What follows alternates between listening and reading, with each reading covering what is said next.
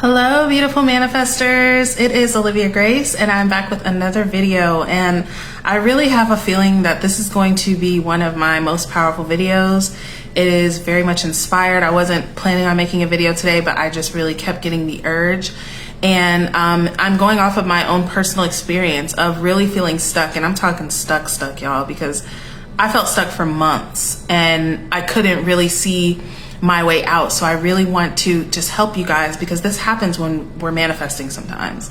And yeah, I just want to talk with you guys about the things that helped me get out of my stuckness and really feel back more powerful. And I'm just feeling so good, you guys. I feel so answered. When I even think about what I want to manifest, I can't even really think of it, because I really am feeling ownership of everything that I could want. Let me put my phone on do not disturb so we're not interrupted. So first I want to start with talking about, well, first I want to start with two Neville quotes.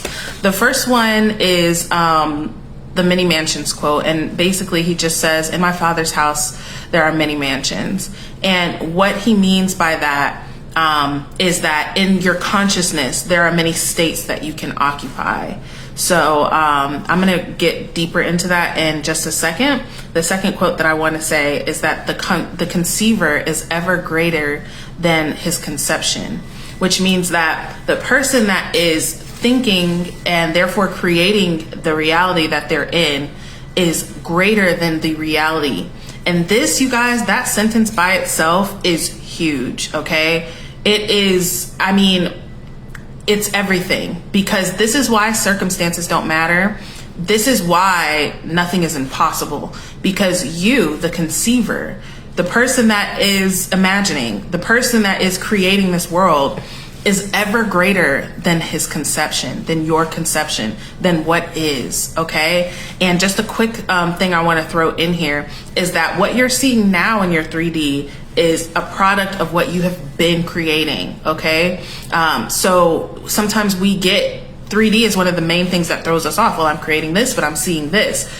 This is the remnants of what you've been creating. And that's why sometimes it's not matching what you're saying now. Give your reality time to catch up. But let's get into this, because what I want to talk about with you guys first is really expanding on the conceiver being greater than the conception. And the way that I'm going to do this is talking about dreams.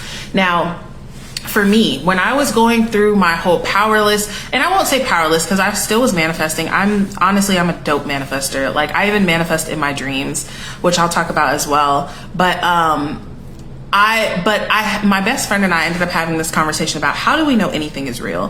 How do we know that we're the gods of the reality? How do we know that there's not a God outside of us? How do we know that there's even anything going on? Everything we know is just because someone has told us this, right? And that kind of sent me like spinning. It really sent me spinning, because I was like, well, how do I know anything is real? And I ended up getting an answer, and someone said, this whole world, like when you're in a dream, right? You can go out into outer space, you know, you can go to another planet, but you're doing all of that within your dream. All right. So let's get into talking about dreams. Now, when you're in a dream, your dream is your subconscious reflected as kind of like a movie or whatever. Now, even when you are not lucid, which means when you're lucid in your dream, it means that you are awake inside of your dream. Okay. And you'll see how this ties into manifesting in just a second. So, but if you ever notice, if you ever recall some of your dreams, I have very vivid dreams, so I have so many details that I can recall, but maybe I'll think of someone in my dream and they'll pop up. This is regardless of whether I'm lucid or I'm not. So I'm just like in real life, you're manifesting, your thoughts are becoming reality. And whether you're aware of it or not, whether you're lucid in your dream or not, whether you're awake in your reality and aware that you're creating or not, you're still creating, right? So that's the first thing. Now, when you become lucid in your dream and you become aware that it is a dream, then you have the option to consciously control your dream, okay? Now, just for a second, let me reiterate, you're already controlling your dream. Your thoughts are already instantly manifesting in dreams, okay? When you think of something, it pops up, and that's why you're able to have such incredible experiences as a lucid dreamer. All right, if y'all want to know more about lucid dreams, I could tell you. I have a video, but I can make another video on talking more about it. But I'm really trying to use this as a metaphor, so please stick with me, you guys, because this is going to really help you break through that, okay? Break through whatever it is you need to break through. So let's say literally this morning, I had a nightmare. In my nightmare, I was being chased, right? So me not being aware that I'm in a dream, I'm actually feeling like I'm being chased. So I'm not going to turn around and tell the bad guy to go away. I'm running for my life. I'm afraid, very fearful, right? Now, I had another dream before where I don't think I was even lucid in that dream, but I was about to get jumped in my dream. And I've had this probably like a year ago, you guys. I don't usually have such like violent, scary dreams, but every now and again I have nightmares. But in that dream, I literally decided, I was like, no, I'm going to manifest this. Cause in my dreams, like my dream self manifests too, consciously manifests, even though I'm not aware that I'm in a dream, if that makes sense. I hope so. So in that dream, I decided that no, they're not going to jump me. I'm going to manifest that they don't jump me, and they didn't jump me. Right. So I was controlling the dream because I felt like I had that option. Now, when you become lucid, like let's say this morning when I was in my nightmare and I was being chased, if I was to become lucid in that dream, well, then I could change everything in an instant. Right. It's, I could, I don't know, teleport somewhere, or I could just wave him away, turn him into a pile of gumdrops. I don't know, anything crazy, right? You can do that because there's no limit at all inside your dream, right? So you can create anything. Now, how does this correlate with manifesting? Here's what it's like when you're manifesting and you're not realizing the control you have, when you're seeing your conception as greater than you, right? So let's take my dream, my nightmare that I had. I'm running, but I feel like there's nothing that I can do. This person is chasing me, right? So let's say if I become, aware, okay, I can do something, but I still have to do something about him. I have to talk to him. I have to, get a gun and shoot him. I have to, do something. It's still me trying to control him, right? Within the dream.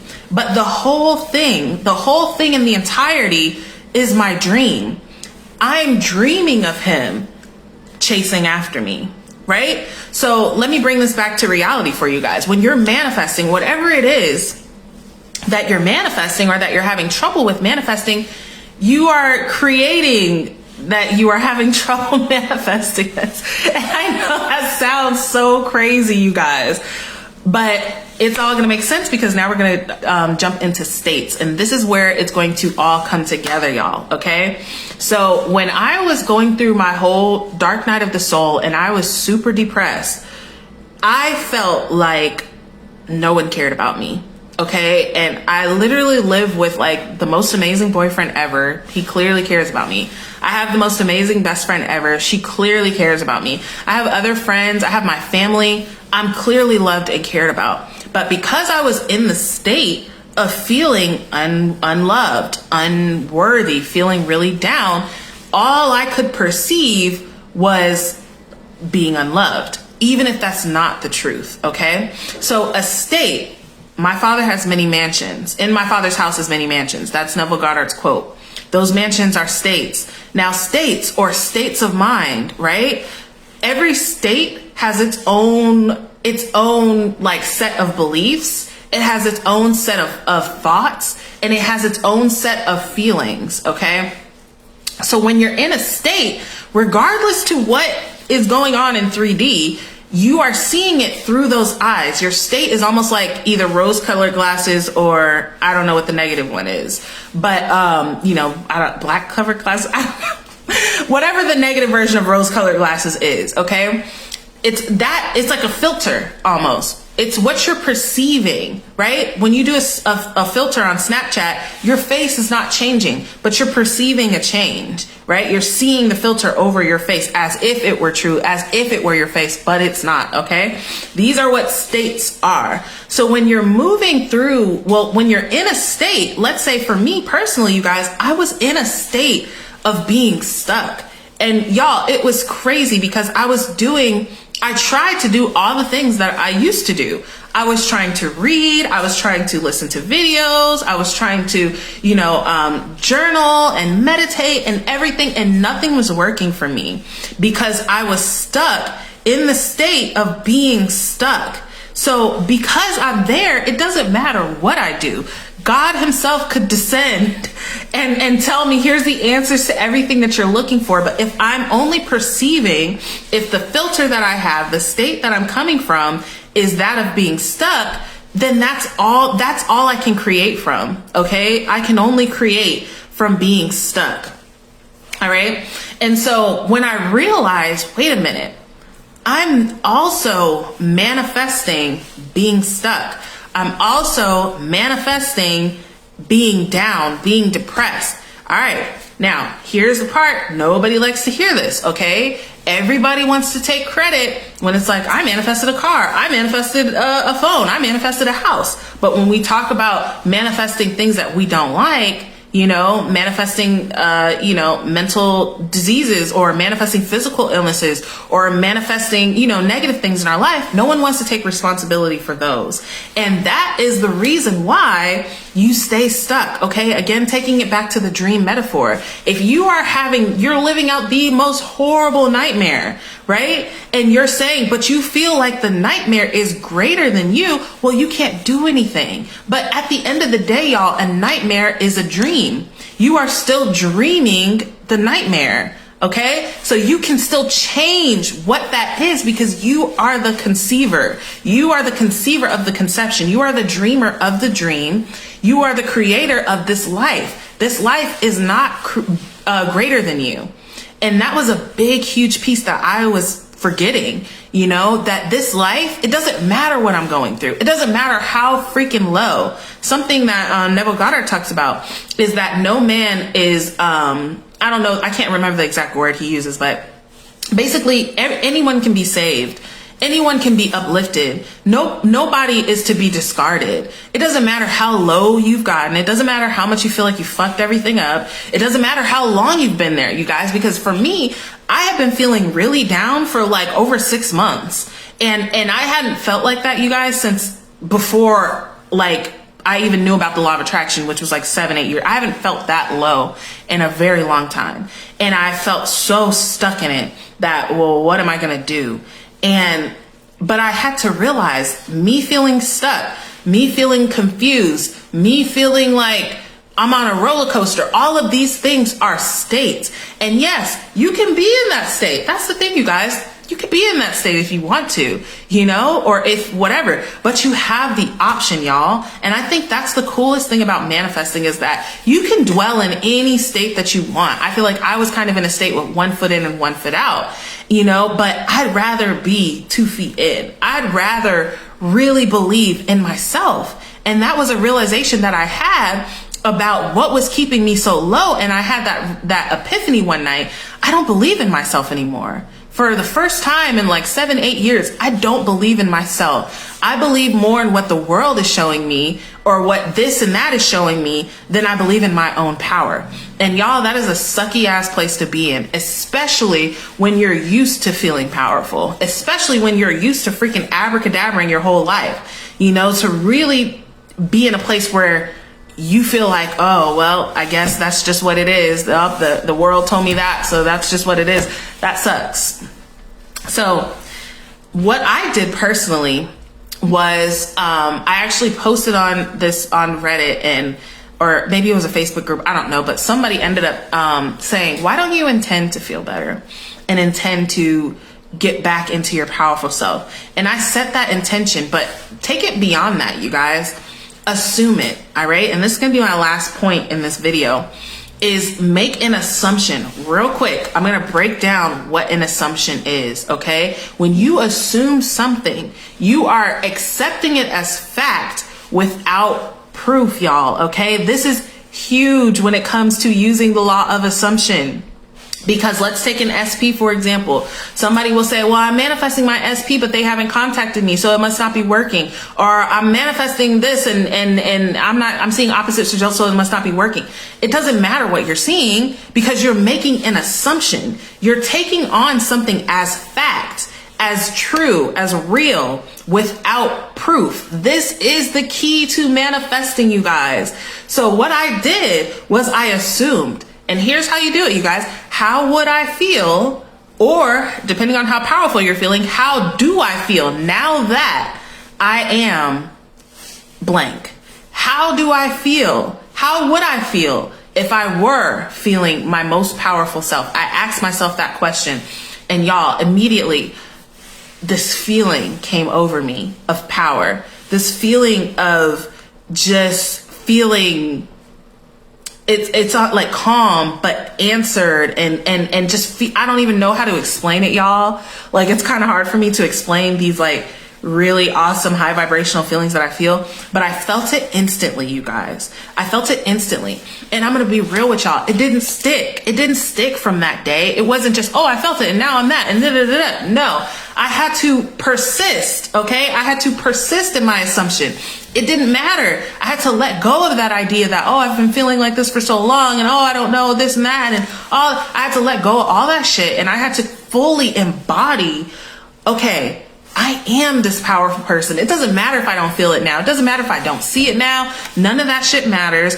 All that matters is that I'm choosing this, okay? Neville talks about making elsewhere here and making the future now. You make elsewhere here and the future now. You make an assumption about what it is that you want. You make that now though, right? Even though it's not here, the car is not in the driveway now, but you're assuming that you're driving it now, today. This is y'all, this is like a huge, huge point in manifesting, because we're always trying to maybe like something else that Neville talks about is looking at the state and not dwelling in the state. We'll maybe look at when we're doing our techniques. Okay, it would be cool if I had that car. I could see myself having that car. That would be nice if I had that car. But at the end of the day, I don't, right? And because you're creating that now, that is what is perpetuated. That's what's going to continue. But it's making the assumption that I have it now, even when you don't, okay? An assumption, though false, if persisted in, will harden into fact. Y'all, that is law of assumption in a nutshell, okay? An assumption, though false, we know you're not getting any contact from your SP. We know the car's not in the driveway yet. We know that whatever hasn't happened yet, right? For me, I knew that, okay, I felt that really quick, but I'm not really feeling it in my everyday life. I'm not really feeling it to the extent that I want to, but I'm going to assume that I am. I'm going to make elsewhere here in the future now, all right? It's all about embodying and taking on that state now.